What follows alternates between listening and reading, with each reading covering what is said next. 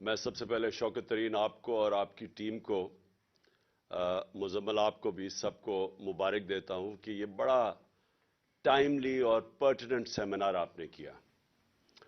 اس وقت ساری قوم کو اب ایک خوف آ رہا ہے کہ پاکستان کدھر جا رہا ہے. 7.5 لاکھ پاکستانی اور جن میں ٹاپ پروفیشنلز تھے وہ صرف پچھلے 7 مہینے میں ملک چھوڑ کے چلے گئے.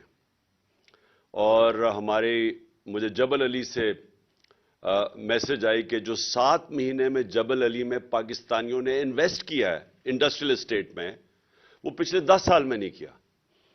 تو ایک امید جا رہی ہے پاکستان سے، کیونکہ جو یہ 7-8 مہینے میں ہوا ہے پاکستان میں، اس کی میری تو جتنی زندگی ہے میں نے تو اس کی کوئی مثال نہیں دیکھی.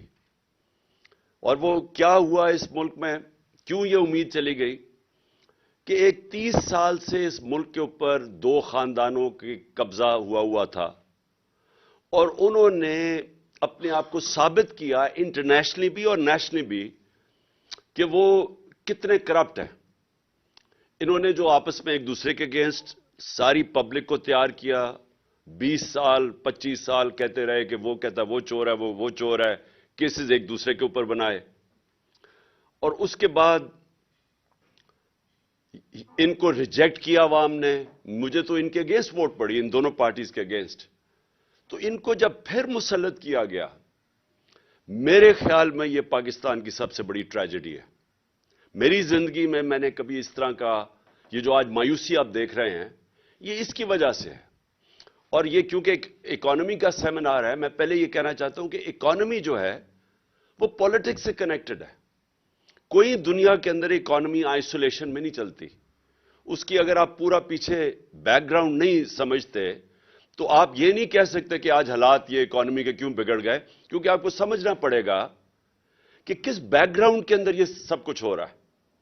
اور اس کا بہت بڑا پھر کہ آگے اگر ہم نے جانا ہے تو اس کے لیے کیا کرنا پڑے گا. جب تک اس کا صحیح انالیسس نہیں ہوتا آپ اس کا صحیح معنی کے اندر سولوشن نہیں نکال سکتے کہ آگے ملک نے اب اس دلدل میں سے کیسے نکلنا ہے. تو سب سے پہلے تو یہ جو مایوسی آج پاکستان میں، اس مایوسی کی وجہ یہ کہ وہ لوگ جو اپنے آپ کو ڈسکریڈٹ کر بیٹھے تھے، انٹرنیشنلی ان کی کرپشن کے چرچے تھے، ان پارٹیز ایک چیز دنیا ریکگنائز ان کی نہیں کیے. ان کے دور میں ایک چیز ان کی ریکگنائز نہیں ہوئی. ان کے 20-25-30 سالوں میں صرف ایک ہی چیز ہوتی تھی کہ ان کی کرپشن کے باہر اخباروں کے اندر، ان کے میڈیا پہ ڈاکیومنٹریز بنی، princess and the play boy اور پتہ نہیں الفرڈ ٹو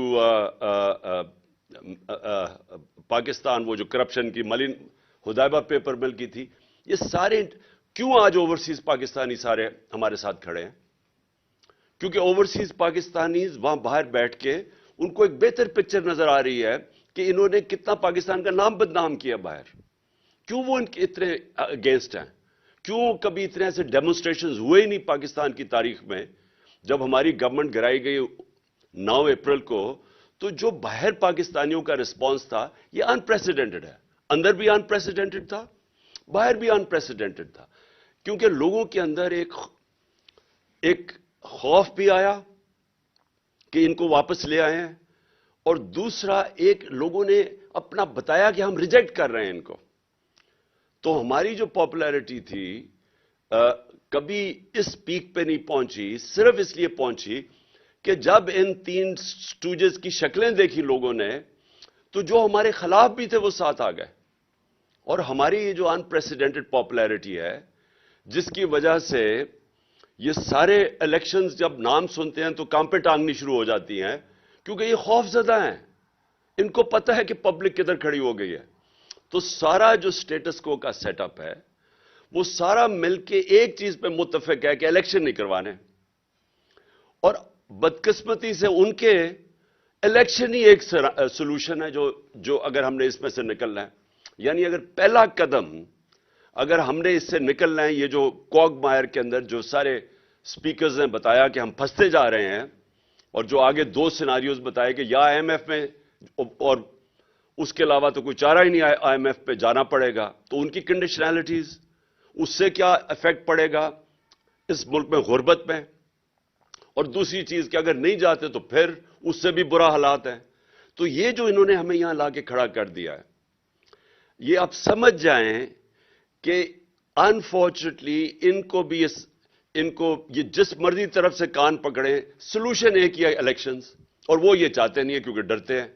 تو یہاں پھنسا ہوا ہے کیچ 22 پاکستان کا. تو میں اب بریفلی، تو کیونکہ ساری قوم تو سننا چاہتی ہے کہ آگے کرنا کیا ہے، کون نکالے گا اس میں سے، میں اس کے اوپر آؤں گا. لیکن میں ضرور یہ کہنا چاہتا ہوں، کیونکہ ساری میری قوم کو اس چیز کی سمجھ آنی چاہیے، اور آپ سب جتنے بیٹھے ہوئے ہیں، کہ دیکھیں جو اس ملک سے کیا گیا 9 اپریل کو، اور جس طرح کیا گیا اور جس طرح کی سازش کی گئی، ایک وہ گورنمنٹ جو پہلی دفعہ آئی تھی پاکستان کی تاریخ میں فیڈرل گورنمنٹ میں، وہ گورنمنٹ جب آئی تھی، اور سب کو پتا ہے، آپ نے کیونکہ شوکت ترین آپ سب نے بتا دیا کہ ایک بینکرپٹ گورنمنٹ ملی تھی. پاکستان کی سب سے بڑا مسئلہ ہمارا کیا ہے؟ کرنٹ اکاؤنٹ ڈیفیسٹ، ڈالرز کم ہے. تو وہ تو ایک یعنی اب میں کیا کہوں کہ شارٹ سائٹڈ گورنمنٹس مسلسل آتی گئیں. یہ دو خاندانوں کا کوئی زیادہ لمبا ویژن تھی نہیں. جو پیسے بنانے آتے تھے اور پیسے بچانے آتے تھے، انہوں نے تو کبھی لانگ ٹرم پلاننگ کی نہیں. تو جو ملک اپنی ایکسپورٹس نہیں بڑھائے گا، اپنی ڈالر انکم کو نہیں بڑھائے گا، وہ کیسے کہہ سکتا ہے کہ میں ایشین ٹائیگر بن جاؤں گا؟ میں نے ایسے بھی سلوگن سنے ہیں، لاہور کو پیرس بنا دیں گے. تو سمپل چیز یہ ہے کہ اگر آپ کی آمدنی نہیں بڑھ رہی اور خرچے آپ کے بڑھتے جا رہے ہیں، یعنی امپورٹس بڑھتی جا رہی ہیں، تو آپ کیسے ایک ملک سالونٹ رہے گا؟ ہر شور میں جاتے ہی آئی ایم ایف کے پاس جا رہے ہیں.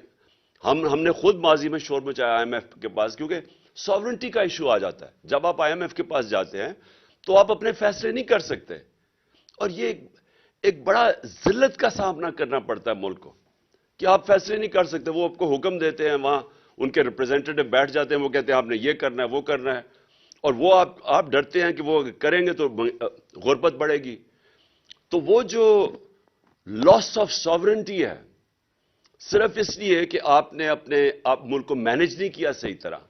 اور وہ ابھی ایک حکومت کی نہیں، یہ ایک مسلسل 30-40 سال ہم نے کبھی سوچا ہی نہیں کہ ہم نے اپنی ایکسپورٹس کے اوپر توجہ دینی ہے. اور جب ہماری گورنمنٹ آئی، اور ہم تو پہلی دفعہ آئے تھے، تو میں نے ریئلائز کیا کہ جو ہمارا سارا گورنمنٹ کا سٹرکچر بن چکا ہے، اس کو یہی نہیں سمجھ کہ پاکستان کی پرائرٹیز کیا ہیں. یعنی سارے گورنمنٹ کو تو یہ سمجھنا چاہیے نا کہ جب تک ہماری ایکسپورٹس نہیں بڑھے گی، پاکستان اپنے پیر پہ نہیں کھڑا ہو سکتا. لیکن میں نے ریئلائز کیا کہ جب میں نے ایکسپورٹر سے ملنا شروع کیا، تو وہ ایکسپورٹر سے جب بتانا شروع کیا کیا کیا رکاوٹیں ہیں ان کے راستے میں، تو میں نے شروع میں ریئلائز کیا کہ یہ تو کامن سینس ہے کہ ہمیں ایکسپورٹرز کی تو زندگی آسان کرنی چاہیے، کیونکہ اگر وہ ایکسپورٹ کریں گے تو پیسہ آئے گا، بجائے ایسے معافی کر کے آئی ایم ایف کے پاس پہنچ جائیں. ہم اپنی ایکسپورٹس کو توجہ دیں. اور دوسرا جو ہماری ریسورس ہے اوورسیز پاکستانیز، ان کی جو ریمیٹنسز ہیں ان کو بینکنگ چینلز کے تھرو چینل کریں، تاکہ وہ بھی ہمارے پاس ڈالر کی انکم میں اضافہ ہو. تو میں نے دونوں جگہ دیکھا، ان کے لیے بھی آسانیاں نہیں کوئی پیدا کرنے کے لیے تیار تھا جو ریمیٹنسز تھی، نہ ہی ہم اپنے ایکسپورٹرز کے لیے کوئی مدد کر رہے تھے. اور پھر جو فیوچر ہے ٹیکنالوجی کا، میں نے جب آئی ٹی سیکٹر کو دیکھا تو وہاں بھی وہ سارا آئی ٹی سیکٹر سے جب بات کی، ہر جگہ رکاوٹیں تھیں ان کے راستے میں. یعنی ان کو ہم انکریج کر رہے تھے، جو آئی ٹی کی فرمز تھی، کہ اپنا پیسہ باہر رکھے ملک سے، اپنے ڈالرز باہر رکھے. حالانکہ بڑا آسان تھا ان کے لیے انسینٹیوائز کرنا کہ وہ اپنا ڈالر پاکستان میں لے کے آئیں. لیکن وہ جو سٹرکچر بنا ہوا ہے ایف بی آر کا، جو ہم شروع میں آئے ایف بی آر گورنمنٹ کا، وہ اس کے اوبلیویس تھا. اس کو سمجھ ہی نہیں تھی کہ کیوں، یعنی ایک ملک بینکرپٹ ہے، ہمارے پاس ڈالرز نہیں ہے، لیکن جو ڈالر جنہوں نے انکم پروڈیوس کرنی ہے ان کے لیے کوئی انسینٹیوز ہی نہیں تھے، اور بلکہ رکاوٹیں تھیں. اور پھر ہر جگہ پہ جا کے ریڈ ٹیپ تھی، ہر جگہ جا کے وہ پھنس جاتے تھے. تو سب سے بڑی بات یہ کہ اس سے کبھی کسی نے پرائرٹائز کیا ہی نہیں. نون لیگ جو کہتے ہیں ہم بڑا زبردست پاکستان چھوڑ کے گئے ہیں. ایک تو پاکستان کی تاریخ کا آپ نے مینشن کیا سب سے بڑا کرنٹ اکاؤنٹ ڈیفیسٹ چھوڑ کے گئے. جبکہ تیل کی قیمتیں آپ اٹھا کے دیکھیں ان کے دور میں ان کو تو بونانزا مل گیا تھا. ہمارے دور میں تیل کی قیمتیں دیکھیں تو ان کو تو تیل بڑا کم قیمت پہ مل رہا تھا. اس کے باوجود سب سے بڑا کرنٹ اکاؤنٹ ڈیفیسٹ چھوڑ گئے.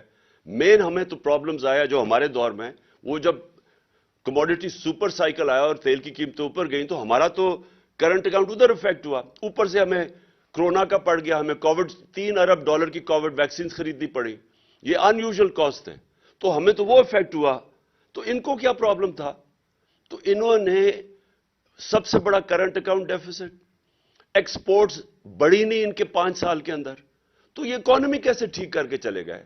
آپ کرنٹ اکاؤنٹ بھی سب سے بڑا چھوڑ جائیں, ایکسپورٹس بڑھائے نا, تو وہ کیسے گورنمنٹ کہہ سکتی ہے کہ ہماری پرفارمنس اچھی ہے؟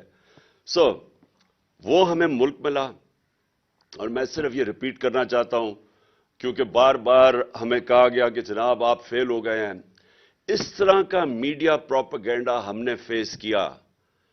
میں آپ کو یقین دلاتا ہوں کہ اتنا پریشر میڈیا نے ہمارے اوپر ڈالا. ایک طرح آج کہہ رہے ہیں نا جی نیشنل سیکیورٹی کاؤنسل کی میٹنگ ہوئی تو انہوں نے کہا جی کہ اکانومی میں اور ہمیں ساروں کو کنسنسس ڈیولپ کرنا چاہیے. اور انہوں نے بائی دی وے بڑی انٹرسٹنگ بات کی کہ ڈالرز ملک سے باہر جا رہے ہیں وہ روکنے چاہیے. میں نے یہ بھی بڑی نیشنل سیکیورٹی کاؤنسل کی میٹنگ میں سنا. تو ڈالر سے سب سے زیادہ کون باہر بھیجتا ہے؟ یہ سرے محل جو تھا یہ کدھر کون سے ڈالر سے بنا تھا؟ یہ جو 4 مے فیئر کے فلیٹس ہیں یہ کون سے ادھر سے کدھر سے جنریٹ ہوئے تھے ڈالر؟ وہ یہیں سے پیسہ باہر گیا تھا. وہ جو $60 ملین پڑا ہوا تھا آصف زرداری کا سوئٹزرلینڈ میں جو واپس آنا تھا وہ کدھر سے ڈالر گئے تھے؟ وہ سارے چوری ہو کے یہاں سے گئے تھے. تو یہ آج بلوں کو بٹھا دیا دودھ کی حفاظت کرنے کے لیے اور وہ ہمیں بتا رہے ہیں کہ کیسے آپ نے روکنا ہے جناب ڈالرز ملک سے باہر جانے کے لیے. سب سے بڑے منی لانڈرز تو یہ ہیں. حدیبہ پیپر مل کیا تھی؟ منی لانڈرنگ تھی. تو سارے جو منی لانڈررز ہیں وہ ہمیں درس دے رہے ہیں آج کے جی ڈالرز روکنا ہے ملک سے باہر جانے کے لیے. تو میں اپنی صرف پرفارمنس بتانا چاہتا ہوں کہ یہ جو آج باتیں ہمیں کر رہے ہیں کہ جناب ملک بڑا تباہ ہو گیا اور کوئی بارودی سرنگیں تھیں, تو میں صرف کیونکہ آپ نے یہ سنے بھی ہوں گے اسٹیٹسٹکلی میں پھر ریپیٹ کرنا چاہتا ہوں کہ جو ہمیں پاکستان ملا تھا سب سے بڑا کرنٹ اکاؤنٹ ڈیفیسٹ, اکانومی ہمارے برے حالات میں تھی. پہلی دفعہ ہم گورنمنٹ میں آئے. میں یہ بھی کہہ دوں کہ ہمارا پہلی دفعہ جب ہم گورنمنٹ میں آئے ہمارا امریکہ کی طرح کوئی سسٹم ایسا نہیں تھا کہ 2 مہینے. اب جب بائیڈن ایڈمنسٹریشن جب آئی تو 2.25 مہینے ان کو ہر ڈپارٹمنٹ نے بریفنگ دی کہ ہمارے حالات کیا ہیں. ایک ڈپارٹمنٹ کی بریفنگ ملی ان کو. ان کی پوری تیاری کر کے لے کے آئے. ہمارا یہاں سسٹم ہی کوئی نہیں تھا. ہمیں تو 3 دن پہلے پتا چلا کہ جناب اب ہماری میجورٹی پوری ہوگی اور گورنمنٹ بن رہی ہے. اس کے بعد جب گورنمنٹ میں آئے تو پہلی دفعہ پریزنٹیشن مجھے ملی کہ گورنمنٹ کی صورتحال کیا تھی. تو ایک نئی پارٹی بھی آئی پہلی دفعہ گورنمنٹ میں, پہلی دفعہ ہم نے یہ پتا چلا کہ حالات کیا ہیں. تو میں صرف یہ کہنا چاہتا ہوں کہ اس کے باوجود, اور مجھے بڑا فخر ہے کہ میڈیا پروپیگنڈا ایسا تھا ہمارے خلاف کہ جی تباہ ہو گیا ملک اور یہ ہو گیا وہ ہو گیا. تو ہم آپ یقین کریں کہ جب ہماری کیبنٹ کے اندر یہ فگرز پریزنٹ کی گئی کہ ہماری 5.7 اور 6% گروتھ ریٹ تھی آخری 2 سال, جو پاکستان کی تاریخ میں اگر آپ ڈکٹیٹرز کو نکال دیں اور امریکن ڈالرز کو نکال دیں جو سیٹوں سینٹوں میں ایوب خان کے پاس آئے, ضیاء الحق کے زمانے میں افغان جہاد پہ آئے, جب انہوں نے کہا جی پینٹس ہیں تو انہوں نے اور ڈالرز منگوائے, اور پھر اپنے 80,000 لوگ مروا لیے وار آن ٹیرر میں اور وہ ڈالرز آئے. اس کو آپ نکال دیں تو یہ پاکستان کی تاریخ کی سب سے بہترین پرفارمنس ہے. اور جب یہ ہماری کیبنٹ کے اندر یہ پرفارمنس بتائی گئی تو میں آپ سب کو بتاؤں کہ ہماری کیبنٹ والے نہیں مان رہے تھے. اتنا بڑا پروپیگنڈا چل رہا تھا, ہم پہلے جی کنونس ہوئے تھے کہ جی ہم ملک تباہ ہو گیا, ہم اتنے برے ہیں. تو جب یہ فگرز اناؤنس ہوئی ہماری کیبنٹ میں اور پھر ہماری کیبنٹ نہیں مان رہی تھی, باقاعدہ پھر بریک ڈاؤن دی کہ یہ سیکٹر میں اتنی, ایگریکلچر میں یہ گروتھ, سروس سیکٹر. تو وہ میں آپ کے سامنے رکھتا ہوں کیونکہ میں اس لیے سمجھتا ہوں کہ یہ ہماری بہت بڑی اچیومنٹ تھی، اور یہ اچیومنٹ اس لیے تھی کہ آئی ریپیٹ اگین کہ ہماری تو پہلی دفعہ گورنمنٹ پاور میں آئی تھی۔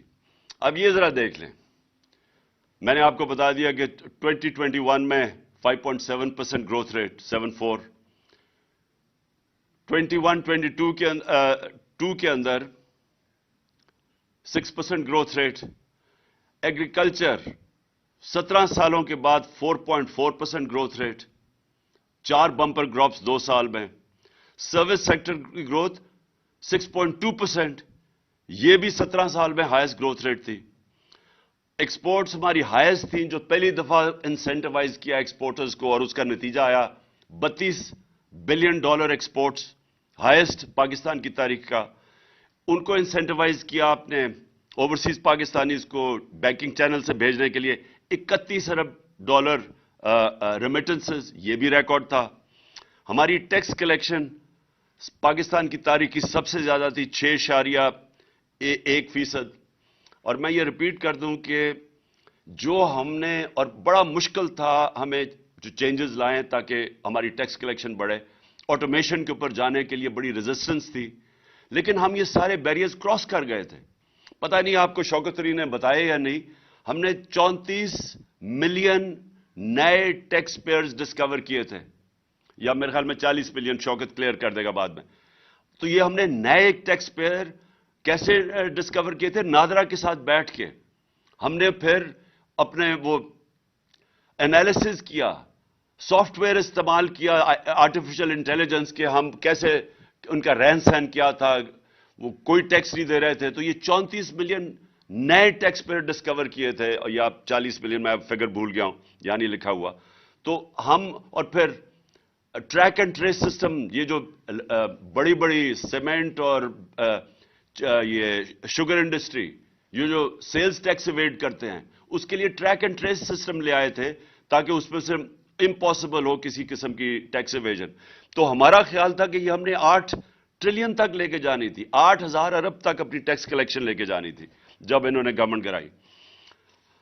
اور پھر جو سب سے ریلیونٹ چیز ہے، 55 لاکھ 3 سال میں نئی نوکریاں ہم نے پروڈیوس کی، اور جو ہمارا آئیڈیا تھا کہ اس سے ہم نے بہت تیزی سے اور آگے جانا تھا۔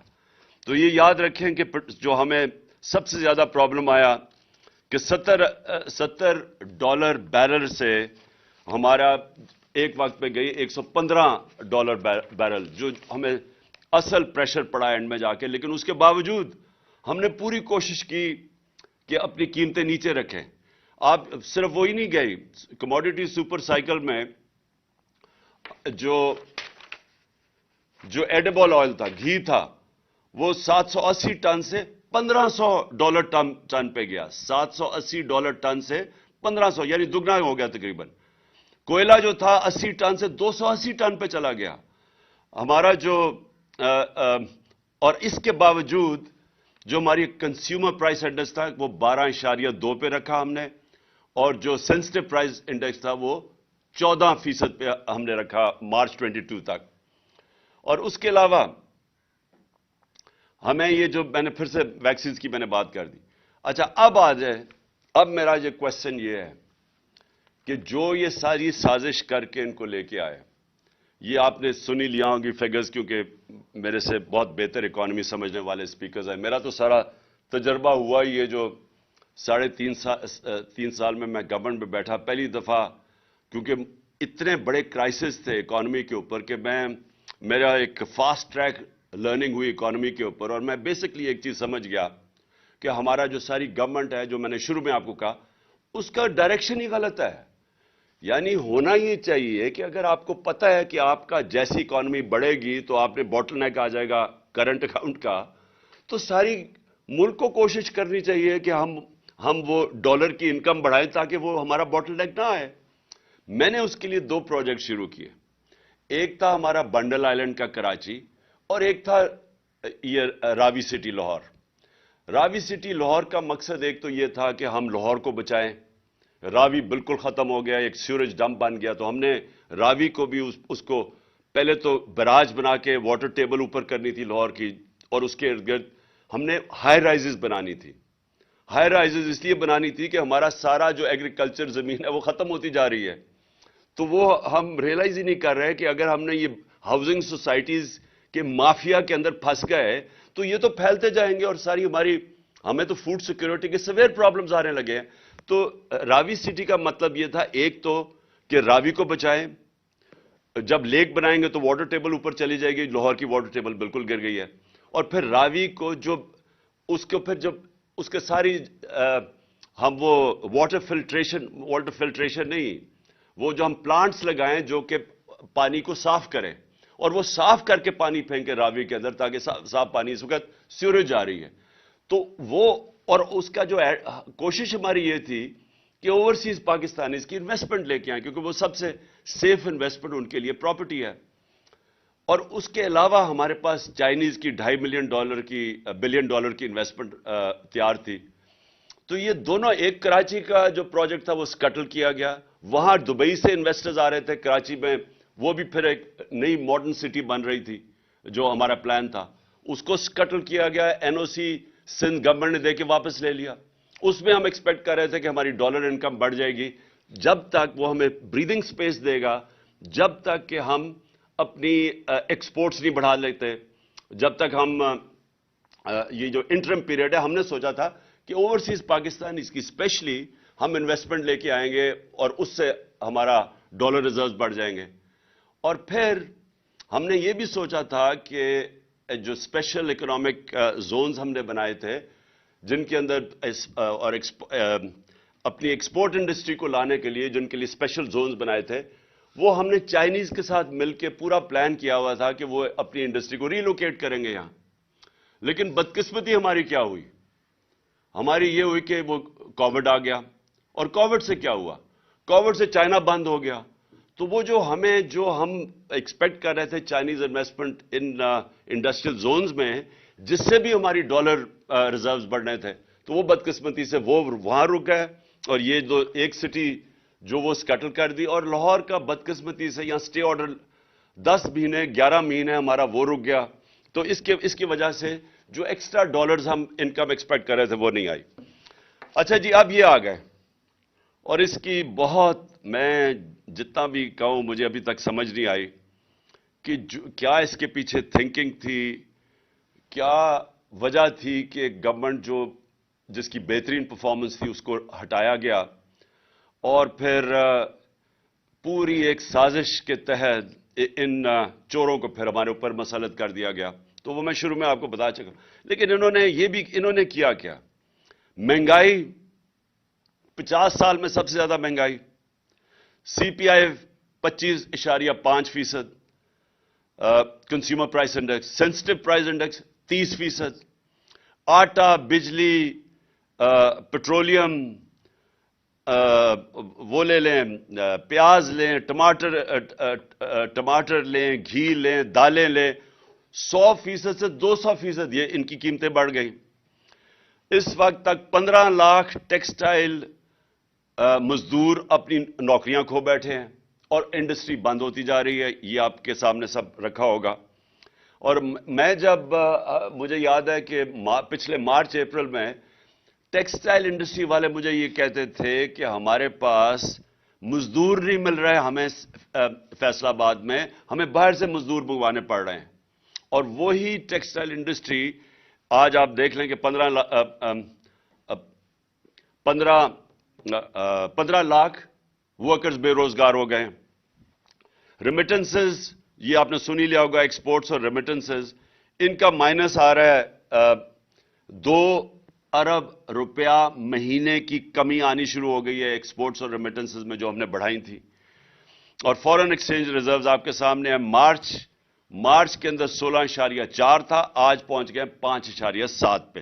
یہ بھی آپ کے سامنے آ گیا ہوگا. روپیہ اس وقت انٹر بینک پہ جس طرح 226 ہے اور انفارملی وہ 260 پہ پہنچ گیا.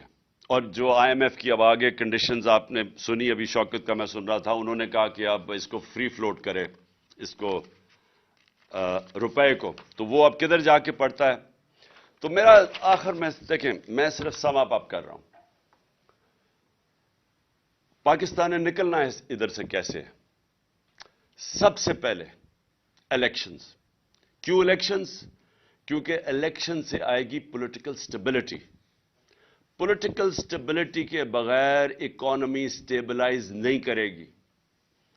कोई भी दुनिया में इन्वेस्टर, चाहे वो मुल्क के अंदर हो चाहे बाहर हो, वो इन्वेस्ट नहीं करता जब वो समझता है कि उसकी इन्वेस्टमेंट को खतरा हो सकता है। और वो खतरा कैसे हो सकता है? उसे ये नहीं पता कि 5 महीने, 6 महीने, साल के बाद क्या होगा। वो इन्वेस्ट नहीं करेगा। सो इन्वेस्टमेंट जब तक नहीं आती, मुल्क की दौलत में इजाफा नहीं होता, नौकरियां नहीं मिलती, मुल्क आगे नहीं बढ़ सकता। तो पहले तो ये यहां रुक गया अब काम। इस वक्त पाकिस्तान जो फेस कर रहा है वो सबसे खौफनाक सिनारियो फेस कर रहा है। एक तरफ बेरोजगारी और दूसरी तरफ महंगाई और मजीद और महंगाई। ये जो कॉम्बिनेशन है ये बड़ा खतरनाक है इस मुल्क के लिए। क्यों खतरनाक है? श्रीलंका में इसी तरह का सिनारियो हुआ था। श्रीलंका की सिर्फ आबादी 2.25 करोड़ है, पाकिस्तान की 22.5 करोड़ है। अगर ये आबादी के अंदर इसी तरह का इंतशार शुरू हो गया जो श्रीलंका में था, मुझे अफसोस से कहना पड़ेगा, कोई कंट्रोल नहीं कर सकेगा। और शहरों के अंदर खास तौर पे जिस तरह आप अगर इस वक्त लोगों से पूछें, आप तनख्वाहदार से पूछ लें कि वो गुजारा कैसे कर रहा है, तो जब एक मजीद और लहर आएगी महंगाई की, इसका खतरा यह है कि ये मुल्क के अंदर इंतशार की तरफ चला जाएगा। लिहाजा जिस तरह मर्जी, मैंने कहा कान जिधर मर्जी से पकड़ें, रास्ता सबसे पहला स्टेप है वो है साफ और शफाफ इलेक्शन, जिसकी वजह से पॉलिटिकल स्टेबिलिटी आए। और उम्मीद ये रखी जाए कि गवर्नमेंट एक मैंडेट से आए, और फिर जब वो मैंडेट से आए तो जब पब्लिक उसके पीछे खड़ी हो तो वो फिर मुश्किल फैसले करे। मुश्किल फैसले ना इंपोर्टेड हुकूमत कर सकती है जिनके पास मैंडेट ही कोई नहीं है, जो कि इलेक्शन नहीं ऑक्शन के जरिए आए हों, जो कि पैसे खर्च करके चोरी के पैसे से लोगों के जमीरों को खरीदें। वो कभी भी गवर्नमेंट के पास वो मॉरल अथॉरिटी नहीं होती जो कि मुश्किल फैसले कर सके। लोग इसलिए ये डरते हैं। और ये जब IMF ने इनसे कहना मुश्किल फैसले करो, ये इनके लिए आसान नहीं होगा, क्योंकि पब्लिक इनके साथ नहीं है। तो पब्लिक तो उसके साथ होगी जो कि जब वो ट्रस्ट करेंगे, कि जब वो पब्लिक को जो भी लीडरशिप कहेगी कि देखें ये मुश्किल वक्त है, ये मैं कर रहा हूं और इसके बाद आपके लिए आसानियां पैदा होंगी, तब पब्लिक मुश्किल गुजार लेती है। लेकिन इनके होते हुए तो उनके पास अब कोई इत्मीनान ही नहीं है इनके ऊपर, क्योंकि ये मजीद गिरता ही गया है। और उन्होंने जो वादे किए हैं, मुझे याद है शहबाज शरीफ की जो स्पीच आने से पहले कि 6 महीने में मैं मुल्क को ठीक कर दूंगा, फिक्र ना करें, मैं वो पंजाब स्पीड जैसी थी वो मैं मुल्क ठीक कर दूंगा। एक तो अल्लाह का मैं शुक्र अदा करता हूं कि ये एक बड़े अरबों रुपया टैक्स पेयर का खर्च करके अपना इमेज बनाया हुआ था ना कि ये कोई बहुत बड़ा जीनियस है, ये तो एक्सपोज हो गया। दूसरी चीज, वो इसहाक डार, वो बड़ा, उसके सारे केसेस माफ किए, सारी करप्शन के केसेस उसके धोए, उसको ड्राई क्लीन किया, फिर NRO 2 दे के यहां बुलाया, तो वो भी सारी दुनिया को पता चल गया कि वो कितने पानी में है। इसलिए जैसे ही आपके इलेक्शंस और मैंडेट आएगा, वो फिर पहला स्टेप होगा। उसके बाद सबसे इंपॉर्टेंट चीज पाकिस्तान में रूल ऑफ लॉ है। इकॉनमी कनेक्टेड है रूल ऑफ लॉ के साथ। ये लोगों को गलत फहमी है कि जनाब, मुझे जो जनरल बाजवा वो हर चीज के हर फन मौला बन गए थे, तो हमें बता रहे हैं कि जनाब देखें, आप इकोनॉमी के ऊपर कॉन्सेंट्रेट करें, ये एहतसाब को भूल जाएं, ये अकाउंटेबिलिटी भूल जाएं। उनको यही नहीं पता आज तक कि दुनिया का नक्शा उठा के देख लो, जिन मुल्कों के अंदर क्लीन गवर्नेंस है, रूल ऑफ लॉ है, वो खुशहाल हैं। और जिन मुल्कों में यहां NRO दिया जाता है बड़े डाकुओं को और बेचारे छोटे चोरों को पकड़ा जाता है, वहां सारे मुल्कों में गुर्बत है। रूल ऑफ लॉ कनेक्टेड है खुशहाली के साथ। दुनिया के अंदर जिधर भी खुशहाली आई है, पहले रूल ऑफ लॉ आया है। यह हो ही नहीं सकता कि मुल्क में डाके मारे जाए, जो एलीट हो वो ऊपर बैठ के मुल्क चोरी करे और आप समझे कि मुल्क तरक्की कर जाएगा। यह कभी नहीं हुआ। और अगर यह होता तो ये दोनों जो खानदान 30 साल इस मुल्क के ऊपर मुसल्लत रहे हैं, तो इनको मुल्क को ठीक कर देना चाहिए था। इनके दौर में ही तो सारे कर्जे चढ़े हैं। तो ये किसी का अगर خیال ہے اور یہ سیلف سٹائل، کیونکہ بدقسمتی یہ ہے کہ جب آپ کے پاس اتنی پاور آ جائے جو ایک جنرل باجوہ کے پاس تھی، تو وہ سمجھتے ہیں وہ ہر فن مولا، وہ ہر چیز کے ایکسپرٹ بن جاتے ہیں. تو ہمیں لیکچر دیے جا رہے تھے کہ نہیں جی ان کو NRO دے دو اور آپ صرف اکانومی پہ کانسنٹریٹ کرو. میں یاد ان کو کروایا کہ چائنا نے 450 وزیروں کو جیلوں میں ڈالا ہے، جو دنیا میں سب سے تیزی سے بڑھ رہی ہے اکانومی. اس کو کیا ضرورت پڑی تھی کہ 450 وزیروں کو پچھلے 7-8 سال میں جیلوں میں ڈالو. اس لیے رول آف لا کنیکٹڈ ہے. اور میں آپ کو یقین دلاتا ہوں کہ ہماری جو سب سے بڑی ریسورس ہے اوورسیز پاکستانی ہے. میرا ان سے سب سے دیر 30 سال تک رابطہ ہے. انہوں نے شوکت خانہ میں مدد کی، نمل یونیورسٹی میں، PTI کو جس کو فورن فنڈنگ کہتے ہیں، وہ اوورسیز پاکستانی مدد کرتے ہیں. وہ سب سے زیادہ جذبہ رکھتے ہیں. ان کی انویسٹمنٹ نہیں آتی پاکستان میں. وہ پلاٹس خرید لیتے ہیں لیکن انویسٹ نہیں کرتے انڈسٹری میں اور بزنسز میں، کیونکہ ان کو کانفیڈنس نہیں ہے. پاکستان کے انصاف کے نظام پہ کانفیڈنس نہیں ہے.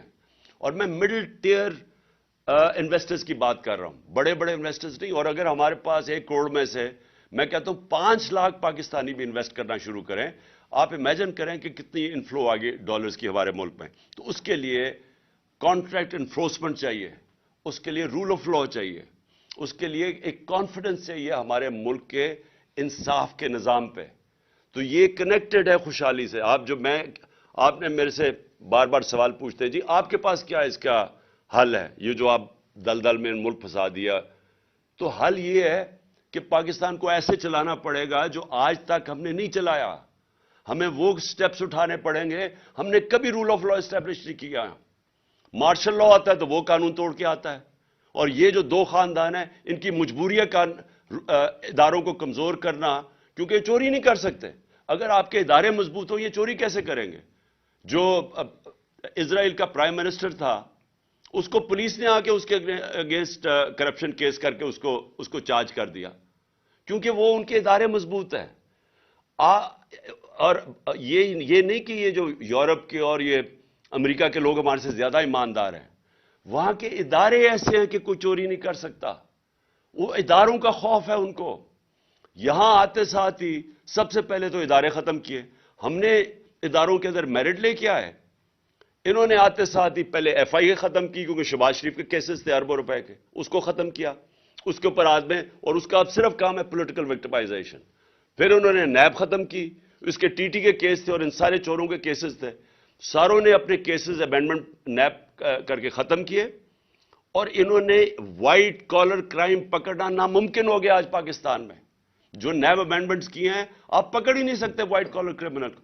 اور پبلک آفس ہولڈر، میں یہاں سے پیسہ چوری کر کے اپنے خاندان کے نام پہ رکھ دوں ایز پرائم منسٹر، مجھے کوئی نہیں پکڑ سکتا.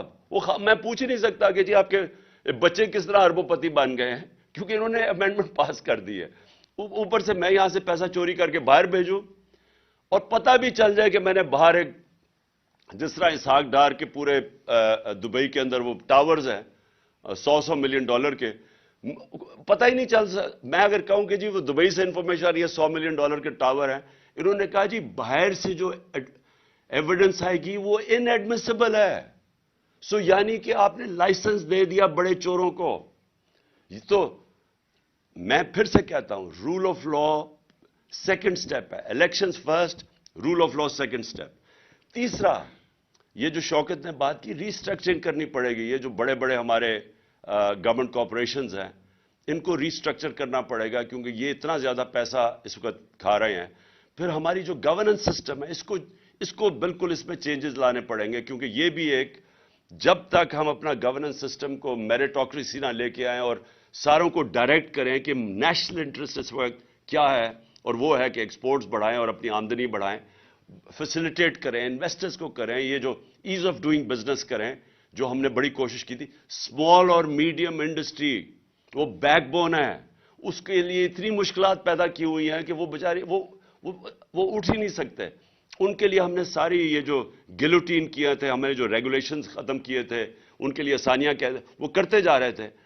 جب تک ہم اسمال اور میڈیم انڈسٹری کو نہیں اٹھاتے، اور وہ بیک بون ہے امپلائمنٹ کے لیے بھی اور پھر ساری دنیا کے اندر ادھر سے ویلتھ کریشن جو کرنی ہے وہاں سے، تو اس کے لیے آسانیاں پیدا کرنے کے لیے یہ وہ سٹیپس ہیں. اور پھر میں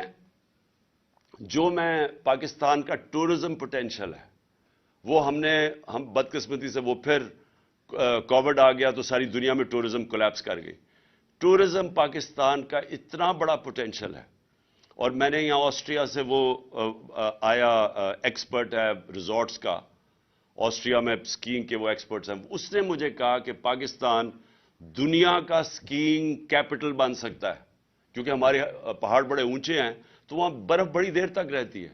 تو اس نے مجھے اور پورا پلان بنا رہے تھے کیسے سکینگ ریزورٹس. تو یہاں پاکستان میں ہمارے پاس ٹورزم کے اندر اتنا ان ٹیپ پوٹینشل ہے. سارا ہمارا جو سمندر ہے اس کے ساتھ ساتھ زبردست پوٹینشل بنا ہوا ہے. سو ٹورزم کے اوپر کیونکہ وہاں سے ڈالرز آئیں گے باہر سے، اور میں بات کر رہا ہوں کہ مڈل ایسٹ سے. جو مڈل ایسٹ ہے وہ لوگ مسلمان ملکوں میں جانا چاہیں گے ٹورزم کے لیے. اس وقت وہ جاتے ہیں آذربائیجان، لیکن جو پاکستان ہے اس میں بہت مڈل ایسٹ کے لیے بڑی اٹریکٹو پہاڑ ایسے ہیں جو بڑا انٹرسٹ تو ہم کر سکتے ہیں. تو ٹورزم کے اوپر اسپیشل زون بنانے پڑیں گے، ٹورزم زونز، اور یہاں سے ہم بہت زیادہ ڈالر انکم اپنی بڑھا سکتے ہیں. لیکن پھر اور یہ جو ہمارے اسپیشل اکنامک زونز ہیں جس کے اندر ہم انڈسٹری کی ری لوکیشن کروا سکتے ہیں چائنا سے. سو یہ فیوچر کے میں آپ کو پلانز بنا رہا ہوں. لیکن اس سب سے آخر میں دو چیزیں، الیکشنز اور رول آف لا. یہ دو چیزوں کے بغیر جدھر آج اللہ نے پاکستان کو کھڑا کر دیا ہے، اس کے بغیر پاکستان کو کوئی نہیں اس مشکل وقت سے نکال سکتا. یہ جو ان کی اب کوشش ہے، انکم ہماری گرتی جا رہی ہے، بے روزگاری بڑھتی جا رہی ہے، ویلتھ کریشن ہو نہیں رہی، قرضے بڑھتے جا رہے ہیں، جو سارا پاور سیکٹر کے کانٹریکٹس انہوں نے سائن کیے ہوئے ہیں وہ کیپیسٹی پیمنٹس دینی پڑ رہی ہیں. پیسہ ہے نہیں بجلی استعمال کرنے کے لیے، پیسہ ہے نہیں کہ ہم باہر سے جو امپورٹڈ فیول کے اوپر یہ پاور سٹیشن چلانا ہے وہ ہم چلا نہیں سکتے. تو ایک طرف لوڈ شیڈنگ ہو رہی ہے، دوسری طرف کیپیسٹی پیمنٹس دے رہے ہیں کیونکہ ہمارے پاس پیسہ ہی نہیں ہے امپورٹڈ فیول کے لیے. سو پاکستان جدھر آج انہوں نے پھنسایا ہوا ہے اس کے لیے بڑے چینجز کرنے پڑیں گے. جس طرح ہم نے اپنی گورنمنٹ چلانی ہے، لیکن وہ شروع ہوگا فری اینڈ فیئر الیکشن سے. اور پاکستان میں رول آف لا اسٹیبلش کرنا اب ناگزیر ہو چکا ہے. اس کے بغیر ہم اس ملک کو اب ایک آزاد، خود مختار، ساورن، ایک غیرت مند قوم ہم اب نہیں رہ سکتے. ہمیں اگر یہی طریقہ ہے کہ جی بھاگ کے جا کے پیسے مانگو کسی سے، کبھی کسی سے پیسے مانگ رہے ہیں، اپنی عزت کھو رہے ہیں، اس طرح پاکستان سروائیو نہیں کر سکتا. شکریہ.